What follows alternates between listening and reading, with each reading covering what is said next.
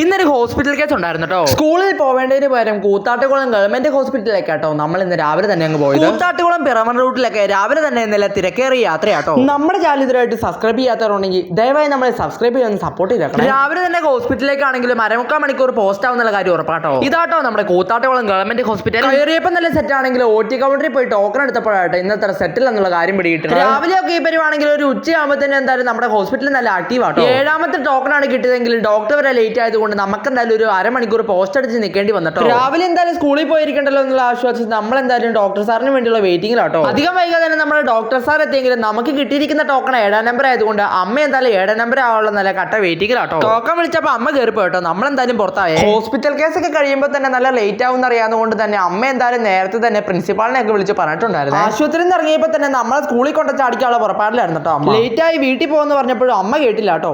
എന്ത് പറയാനാ, ഡോക്ടർ എന്തായാലും പെട്ടെന്ന് മരുന്നൊക്കെ സെറ്റാക്കി തന്നുകൊണ്ട് നമുക്ക് എന്തായാലും പെട്ടെന്ന് അവിടെ നിന്ന് വിടാൻ പറ്റും. സ്കൂളിലേക്ക് പോകുമ്പോൾ പെടുന്നുള്ള കാര്യം ഉറപ്പാണ്. അധികം വൈകാതെ തന്നെ നല്ലൊരു മഴ പ്രതീക്ഷിക്കാം.